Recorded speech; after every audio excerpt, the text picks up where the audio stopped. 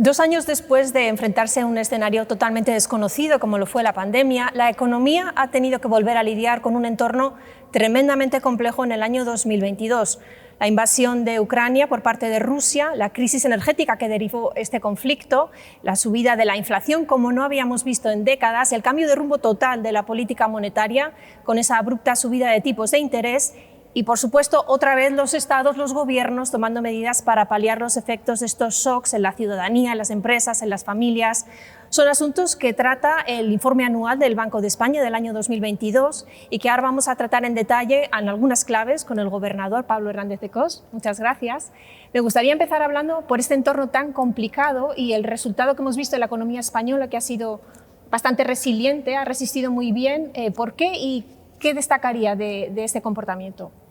Sí, en efecto, Rebeca, como definías, el año pasado, tras una primera parte del año que estuvo muy condicionada por la eliminación de las restricciones de la pandemia, que llevó a un crecimiento muy vigoroso, en particular en el segundo trimestre en la economía española, luego con posterioridad todos los argumentos que tú has dado, en particular el incremento de la inflación, que ya había surgido en 2021, pero que se exacerbó como consecuencia de la guerra de Ucrania, pues generaron una enorme incertidumbre por un lado, pero también un repunte adicional de la inflación que acabó repercutiendo en una pérdida de renta real de las familias y las empresas, y esto llevó a una desaceleración del crecimiento en la segunda parte del año. La realidad es que es cierto que la economía española, también la europea, nos ha sorprendido en términos de su mayor resiliencia. El crecimiento económico ha sido mayor del que inicialmente esperábamos, dadas las perturbaciones, ¿no?, que estaban detrás de esa desaceleración. Y las razones de esa mayor resiliencia son varias. La primera es que, por una parte, algunas de las perturbaciones que dieron origen a esa caída de las rentas reales se han corregido, ¿no? Hemos visto cómo los precios del gas, de la electricidad, que aumentaron mucho tras la guerra de Ucrania, luego se han corregido en buena medida. También se han corregido los cuellos de botella en el comercio internacional que venían afectando negativamente a ese comercio internacional desde prácticamente el año 2021. Las políticas fiscales, la política fiscal también en España, pues han contribuido a sostener las rentas de los hogares y de las empresas. La política monetaria que mencionabas antes, es verdad que hemos respondido de una manera muy contundente, pero la política monetaria tiene una serie de desfases en su actuación, ¿no? Y en cómo afecta finalmente al consumo y la inversión, de tal manera que no había dado tiempo todavía, sobre todo en el año 2022, a que afectara de una manera significativa, ¿no? Todos esos son argumentos que justifican la resiliencia de la economía española, y esto lo hemos visto al menos en 3 claves, ¿no? Uno, el comportamiento del empleo, que ha sido muy positivo, y de hecho pues es reseñable cómo el número de ocupados de la economía española desde el inicio de la pandemia ha superado con creces del número de horas trabajadas por un lado, pero también al de la actividad.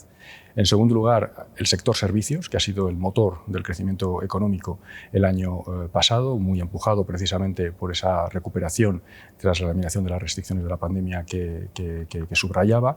El sector manufacturero, sin embargo, que es en general mucho más intensivo en energía, ha sufrido más y sigue sufriendo más que el sector servicios. Y luego también es muy importante subrayar el buen comportamiento de las exportaciones en España, ¿no?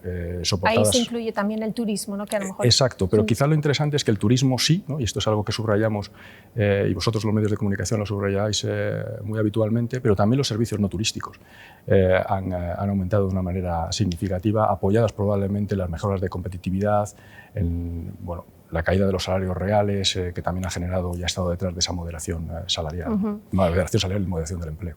Es decir, que si hacemos un resumen de todo lo que teníamos, con todo lo que teníamos que lidiar, al final el año no ha sido tan catastrófico como a priori o a teoría se podría haber esperado por todos estos motivos, ¿no? Exactamente, y de hecho el crecimiento económico final superó el 5%, e incluso estamos viendo que en la primera parte de este año, en el primer trimestre, pues vemos incluso algunas señales de mayor dinamismo, ¿no? Y el crecimiento intertrimestral del PIB que anticipó el Instituto Nacional de Estadística el otro día, nos ha vuelto a sorprender ligeramente al alza, ¿no? Y de hecho pues es altamente probable que en nuestras previsiones macroeconómicas que publiquemos, las siguientes en el mes de junio, pues revisemos al alza esa previsión macroeconómica como consecuencia no solamente de ese mayor crecimiento en el primer trimestre, sino también de que la serie histórica del año pasado se ha revisado al alza también. Sí, se habla también en el informe muchas veces, o varias veces he detectado, y lo acaba de decir usted ahora creo que 2 veces, el efecto sorpresa. Ha habido muchas cosas que nos han sorprendido en el año pasado y, por ejemplo, en el verano vimos una inflación por encima del 10%, que era algo que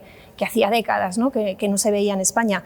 Y aunque este pico parece que ha quedado atrás y ya se está moderando este índice general, seguimos hablando de los precios porque los alimentos siguen subiendo, la tasa subyacente, que es una tasa que yo creo que ahora la gente se ha familiarizado con este concepto de que es el IPC si los alimentos frescos y si los carburantes sigue subiendo. ¿Qué podemos esperar de lo que nos está pasando en este episodio inflacionista?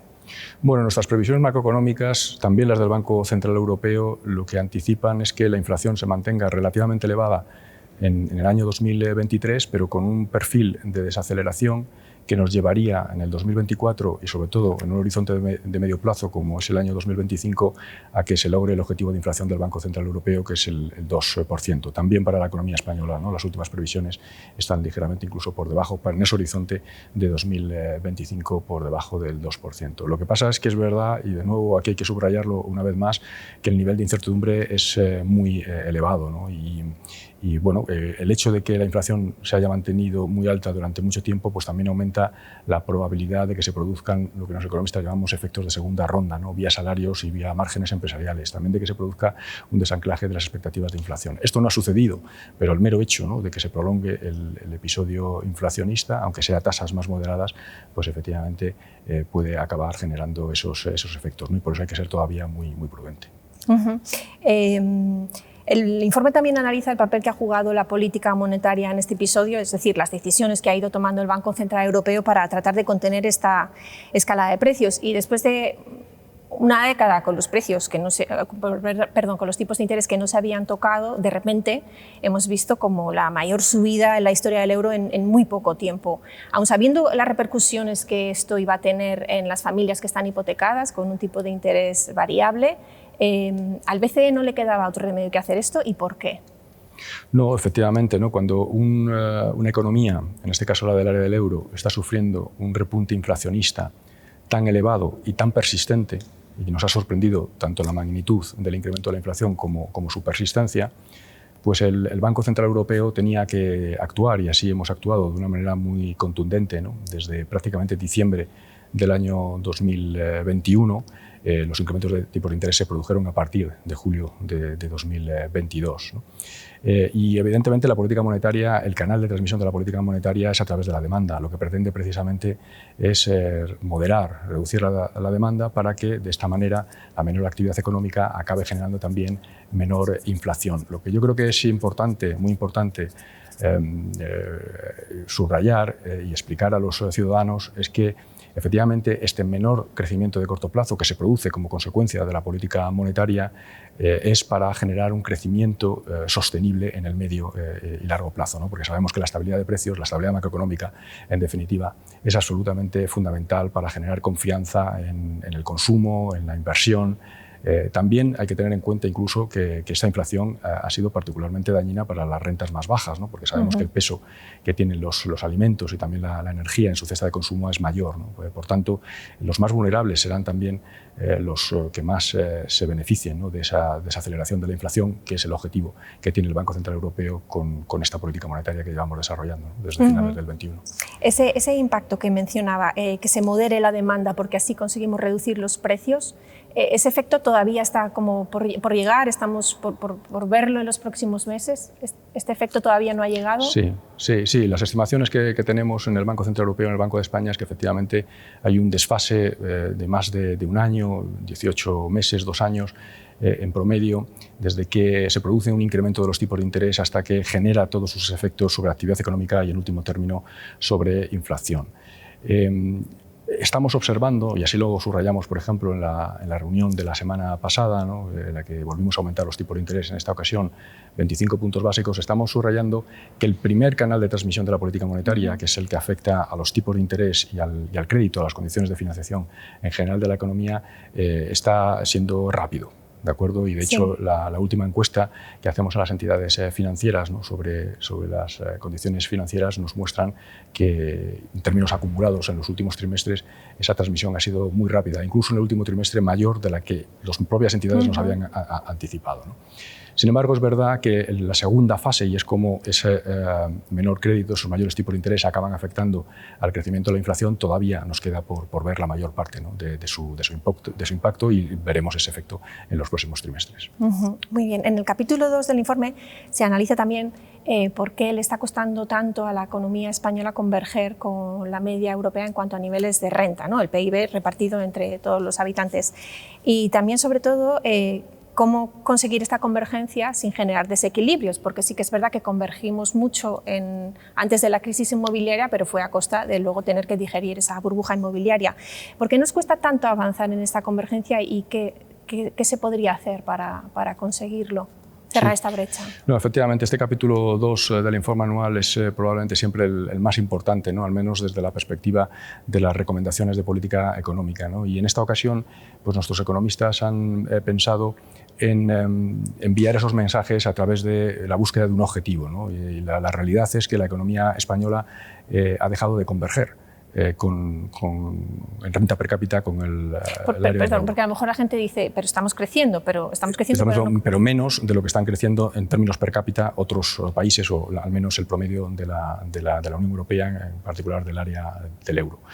Y bueno, cuando nuestros economistas analizan las razones que se encuentran detrás de ese menor crecimiento, pues encuentran dos razones. Una de ellas es que hemos tenido una tasa de empleo persistentemente más baja, sobre todo por una tasa de paro más elevada, y en segundo lugar que también nuestra productividad es más reducida, ¿no? Entonces el informe anual lo que hace es analizar estas dos cuestiones y recomienda una serie de políticas económicas que podrían ayudar a aumentar la tasa de empleo por un lado o aumentar la productividad de la economía española por otro.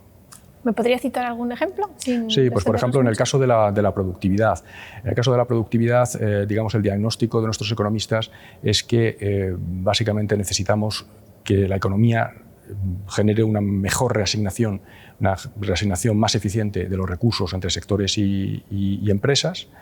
También que se produzca un incremento de la productividad media de la economía, y para ello, pues digamos, destilan una serie de recomendaciones que tienen que ver con una mejor regulación, que la competencia de los mercados de bienes y servicios funcione mejor, que el crecimiento empresarial sea favorecido, por ejemplo, eliminando algunos umbrales regulatorios que generan una serie de desincentivos a las empresas a seguir creciendo, que se busquen también y se incentiven mecanismos alternativos de financiación. La economía española, como también la europea, por cierto, pero sobre todo la española, tiene un sesgo muy importante en la financiación vía el sector bancario, y esto no siempre es muy favorecedor de determinadas actividades, en particular de las innovadoras, porque tienen un elevado riesgo. Hay que buscar, por tanto, nuevos mecanismos de financiación.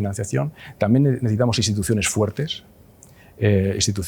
fuertes que pueden ser promovidas, por ejemplo, generando una cultura de evaluación de las políticas públicas que favorezcan la eficiencia de las instituciones. Creemos que de esa manera la confianza en las instituciones por parte de los agentes económicos, en particular de los ciudadanos, sería mucho mayor. Y también necesitamos un sistema de innovación en el país que sea mejor, que permita seleccionar precisamente aquellos proyectos que mayores externalidades positivas generan para la economía, ¿no? Estos son solamente algunos de los aspectos en relación en concreto con la productividad. Sí, es un informe muy extenso. También se habla de la reforma del mercado laboral y este primer año en el que la hemos visto en funcionamiento. Es muy pronto todavía, lo dice el informe, para sacar conclusiones, porque argumenta que hay que mirar más variables, aparte de las que estamos observando puramente, estrictamente del mercado laboral, pero sí que se han visto señales positivas. Se mencionaba al principio que se sigue creando empleo y se ha reducido considerablemente la tasa de temporalidad, pero también se comentaba en la respuesta anterior que la tasa de empleo, es decir, el número de personas que está ocupada respecto al número total de personas que podría trabajar, sigue siendo todavía baja. ¿Y esto por qué? ¿Y cómo se podría también cerrar esta brecha que nos separa de nuevo de nuestros socios europeos? Sí, no, en efecto, nosotros todavía no hemos hecho una valoración definitiva de la reforma laboral, ¿no? Y hay que reconocer, en primer lugar, sí que ha generado un efecto muy positivo en términos de reducción de la tasa de temporalidad, y esto hemos incluso analizado que ha podido tener efectos ya positivos sobre el comportamiento del consumo en el año pasado, pero al mismo tiempo hay otras dimensiones muy importantes en las que debe ser jugada una reforma laboral, como es el empleo, la tasa de empleo, o también la propia productividad, la dinámica salarial, que es muy pronto para ver si ha habido cambios relativamente estructurales como consecuencia de la reforma, y bueno, esa evaluación tendrá que realizarse cuando esos datos y el tiempo haya transcurrido, ¿no? De forma que nos lo permita. Pero por otra parte, también ponemos quizá en esta ocasión más que en otras ocasiones el énfasis en las políticas activas y pasivas de empleo, ¿no? Tenemos un sistema que en general en España ha puesto mucho más el foco en bonificaciones sociales, lo que nos llamamos políticas pasivas de empleo, para generar mayores puestos de trabajo. Es decir, que sea más barato contratar a una persona, ¿no? Cuando, sin embargo, en otros países se destinan mucho más recursos a las políticas activas de empleo, ¿no? Es a los sistemas de intermediación públicos o a las políticas educativas o de formación de los desempleados, ¿no? Y ahí es donde el informe pone el énfasis en esa necesidad de que para fomentar el papel, incrementar el papel de esos sistemas públicos de empleo, pues digamos se gaste mejor, haya un perfilado más adecuado de las características de los trabajadores, de qué está demandando en términos de formación el mercado de trabajo, para poder adecuar, ¿no? esa oferta con la demanda, que se realice una evaluación permanente de cuáles son los mecanismos que funcionan y cuáles no, de tal manera que se pongan los recursos esencialmente en aquellos que funcionan, ¿no? Las políticas migratorias también son muy importantes en este sentido, ¿no? Sabemos que a pesar de que la economía española tiene una tasa de paro todavía relativamente elevada, sin embargo en algunos sectores pues están produciendo, nos lo dicen así las empresas, hay escasez de mano de obra, ¿no? Las políticas migratorias deben jugar un papel muy importante para cubrir, ¿no? esas necesidades, ¿no? Evaluar esas políticas migratorias también, por tanto, es absolutamente crucial. Estos son algunos de los aspectos que se subrayan en el informe. También dice el informe que el gran reto de la economía española es crecer sin generar desequilibrio. Se habla también desde el punto de vista social, porque en el informe también se menciona mucho la desigualdad y, por ejemplo, se habla de salud mental, que es un concepto relativamente nuevo, ¿no? Dentro de los análisis económicos y el impacto que puede tener en la población, pero también crecer de manera equilibrada desde un punto de vista fiscal, los ingresos y los gastos. El banco lleva mucho tiempo pidiendo, y voy a poner aquí la comilla, un plan de consolidación fiscal.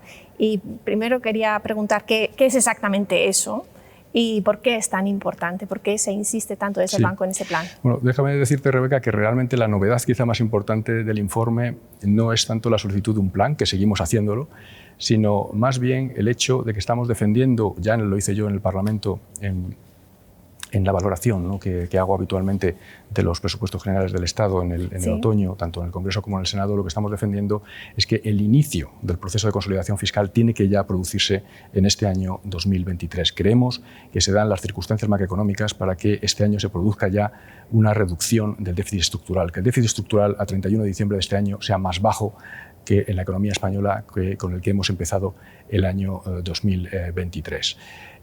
Y esto, efectivamente, como dices, nos gustaría que estuviera además enmarcado en un plan de consolidación, ¿no? Que permitiera... Pero seguimos sin aclarar lo de la consolidación. Ahora voy a eso, ¿no? Que permitiera una reducción gradual de los desequilibrios fiscales, tanto del déficit público estructural como del endeudamiento público. Un plan es básicamente definir, en primer lugar, un cuadro macroeconómico, una serie de proyecciones macroeconómicas hacia adelante, en las que le permita encuadrar cuál va a ser la evolución de los ingresos y gastos públicos, y luego una definición detallada de las medidas, tanto por el lado del gasto como por el lado de los ingresos, que van a permitir realmente la reducción de los desequilibrios fiscales. Esto es un plan, ¿no? Hacemos también hincapié en que sería muy importante que todas las administraciones públicas formen parte de ese plan. Hacemos también hincapié en que sería muy importante que se preste atención no solo, por supuesto es lo crucial, a la reducción del déficit público estructural y del endeudamiento público, sino también a tratar de mejorar la composición de las finanzas públicas. Sabemos que las finanzas públicas, los ingresos y gastos públicos, afectan también al crecimiento económico, afectan también al crecimiento potencial de medio plazo. Sabemos que determinadas estructuras de gasto público, determinadas estructuras de ingresos públicos son más favorecedoras del crecimiento económico. Por ejemplo, gasto en educación, el gasto sanitario, Gasto en inversión, cuando este es de calidad, es decir, cuando está establecido en términos de eficiencia, son muy importantes para el crecimiento económico. Sería muy importante que el proceso de consolidación fiscal preserve esas partidas.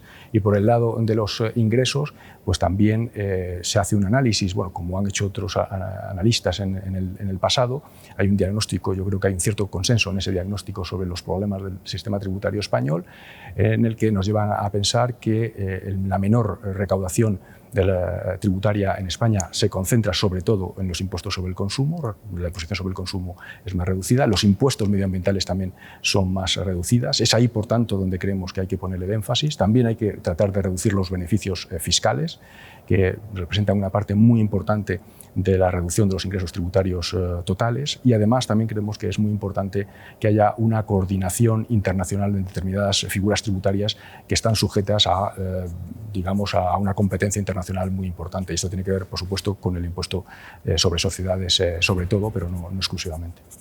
Alguien que nos escuche y esté escuchando lo de los ingresos, a lo mejor está pensando, ostras, pero si en 2022 ha ido fenomenal en el apartado de los ingresos. Sin embargo, aquí hay que poner algunas objeciones que también se abordan en el informe, que esto puede ser una mejora de los ingresos pasajera, no permanente del todo. Bueno, vamos a ver, sobre esta cuestión que el Banco de España ha hecho mucho análisis en los últimos trimestres, años, efectivamente, lo primero que hay que constatar es que el dinamismo de los ingresos ha sido muy importante desde el año 2019 hasta la actualidad. Muy por encima del crecimiento de la actividad económica, ¿de acuerdo? Incluso por encima de la propia inflación. Sabemos que la inflación puede ser favorecedora de una mayor recaudación, ¿no? Pero sin embargo, cuando nuestros analistas, con nuestros economistas realizan un análisis de los determinantes tradicionales de la evolución de la recaudación, no logran explicar en su totalidad la recaudación observada. Y bueno, esto es elucubrar, ¿no? Pero efectivamente una parte de ese incremento de la recaudación podría estar motivado, por ejemplo, por una reducción de la economía sumergida. Y tenemos algunos indicadores que podrían pensar que esto ha sido así. Por ejemplo, el menor uso del efectivo como consecuencia de la pandemia. El hecho de que muchas ayudas públicas, pues evidentemente, han estado condicionadas a que las empresas estuvieran registradas adecuadamente y su empleo estuviera registrado adecuadamente, ¿no? Pero digamos que eso no podemos constatar que efectivamente esa sea la razón, y por eso el mensaje que estamos lanzando desde el Banco de España es que esa parte de los ingresos que no somos capaces de explicar en su totalidad, bajo un criterio de prudencia, no se destine a gasto público estructural, ¿de acuerdo? Y que, por supuesto, también a la hora de planificar hacia adelante la evolución, las dinámicas de los ingresos, tampoco pensemos que efectivamente esas dinámicas pasadas se van a convertir en permanentes. Y estos dos elementos de prudencia nos parecen muy importantes también a la hora de elaborar ese plan de consolidación del que hablábamos antes. ¿El plan de consolidación podría ser como una especie de brújula? Sí, efectivamente. Una especie de brújula. Creemos que, de hecho, esa brújula, con esas mismas palabras, daría muchísima confianza, muchísima certidumbre a los ciudadanos, a los mercados financieros, ¿no? Hay que tener en cuenta, además, que bueno, un ajuste fiscal siempre tiene un... ¿Un ajuste fiscal es un recorte de gasto? Bueno, es que la reducción del déficit público, por definición, solo se puede hacer de tres maneras: o aumentando los ingresos, o reduciendo los gastos, o una combinación de las dos anteriores. Y eso hay que esperar que tenga un efecto negativo sobre el crecimiento económico, es evidente. Pero, y esto es una oportunidad histórica, no creo que hayamos tenido nunca una oportunidad con estas características en la economía española, tenemos un instrumento que son los fondos europeos, que son de una magnitud muy significativa, que su uso, y además particularmente su uso eficiente, podría compensar, incluso más que compensar, la posible desaceleración económica que se podría provocar como consecuencia del proceso de ajuste fiscal, ¿no? Y yo creo que esa combinación y esa oportunidad histórica, insisto, no la podemos desaprovechar. Que nos podrían servir de amortiguador, ¿no? Esos fondos europeos. Exactamente. Muy bien. El último capítulo del informe está dedicado específicamente a los retos que ha supuesto esta crisis energética, que también nos han pillado por sorpresa, ¿no? Esta vulnerabilidad que existía en el sistema y la idea de que un mundo con un gas ruso muy barato ya no existe, y además ese mundo ha desaparecido y no vamos a volver atrás. Y esto ha acelerado mucho la transición energética en Europa como respuesta a esta debilidad, ¿no? De depender tanto de combustibles fósiles, el gas, el petróleo, que no tenemos en Europa y que dependemos de otros países, ¿no? Pero este camino que se ha elegido también plantea grandes retos. ¿no? ¿Cuál destacaría? Sí, bueno, vamos a ver, quizá sobre esta cuestión el mensaje más importante que intentamos lanzar en el informe es que casi todos los problemas que surgen como consecuencia de la guerra de Ucrania, ¿no? Que básicamente tienen que ver con que tenemos un peso todavía muy elevado de los combustibles fósiles, que eso mismo genera una elevada dependencia externa, ¿no? Entonces, de nuestras fuentes energéticas, y la ausencia de interconexiones dentro de los países europeos. Básicamente, la solución a esos tres problemas pasan por soluciones europeas, pasan por políticas europeas. Este es quizá el principal de los argumentos, ¿no? Y evidentemente solucionar esos tres problemas, que son compatibles, perfectamente compatibles con la lucha contra el cambio climático y con poner más peso, en particular en las energías renovables, creemos que debe hacerse de una manera conjunta. La financiación, las necesidades de financiación que van a requerir nuestras economías van a ser muy importantes.